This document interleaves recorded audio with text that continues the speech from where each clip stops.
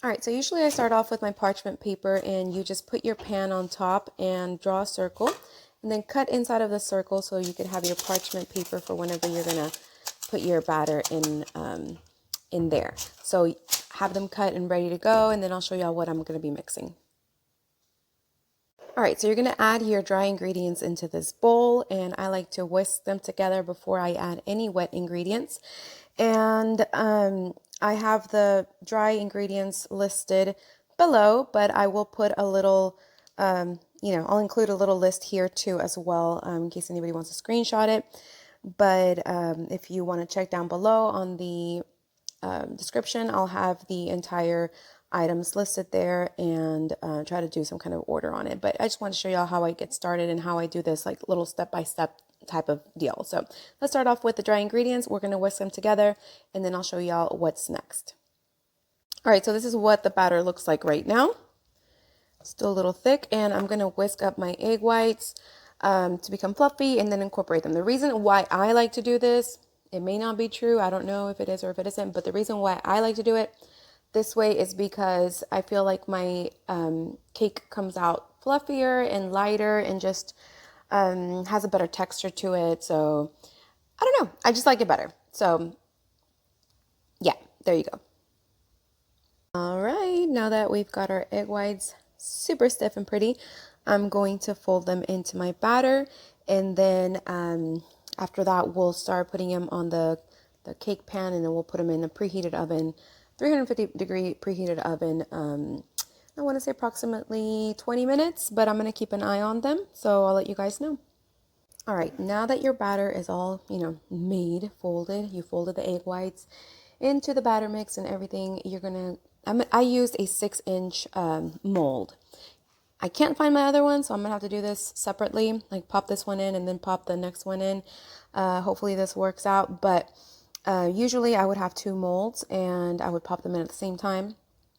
And then once they're out, we let them cool down, cut, and then start decorating, which I will be showing you guys in this video how I decorate my cakes. So I'm gonna pop this in the oven. I'll see it in about 20 minutes and see if it needs more time. All right, now that our cakes are out and cooled, or they're cooling, I should say, we're gonna get started on our frosting. So I've got half a cup of softened butter and half a cup of softened cream cheese, and I'm gonna whisk them together. I was about to start adding my powdered sweetener, but not yet. I'm gonna cream them using my handheld mixer, and then we'll add our sweetener in there.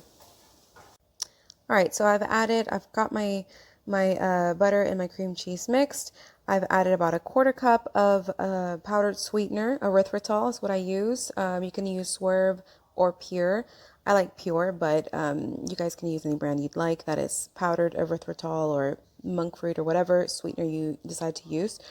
And about a teaspoon of cinnamon and a teaspoon of vanilla extract. I like pure Mexican vanilla extract. You can use any kind of vanilla extract you like, and a pinch of salt. So now I'm gonna mix all of this up.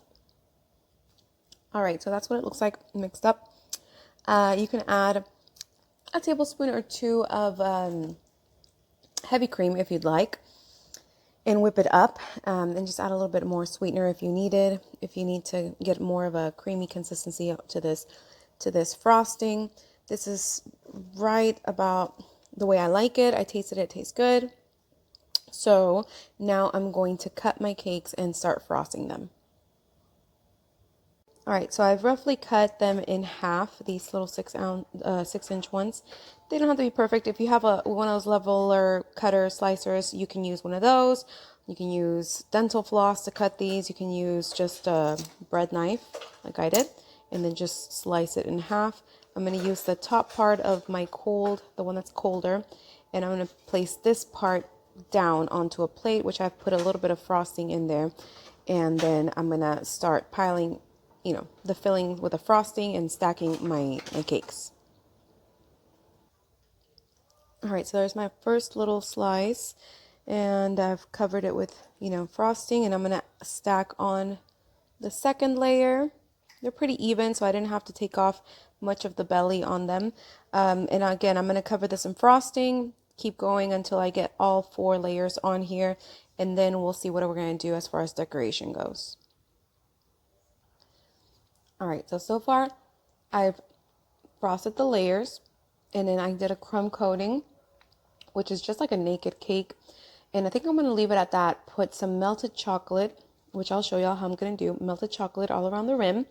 And then some whipped cream and some pumpkin syrup from Chalk Zero. And maybe some little chocolate bits and pieces to decorate it. That's about it. All right, now I'm going to start with my frosting. And I'm going to start off with about a 1/4 cup of whipped cream and whip that up. And then I'm going to add a little bit of butter and a little bit of this Z Mellow into it to give it some marshmallow taste, and see how this goes. This will be the first time that I use this Z Mellow into my frosting, so cross your fingers. All right, now that my whipped cream is pretty much whipped up, I'm going to add a tablespoon of butter to that and let it mix into that.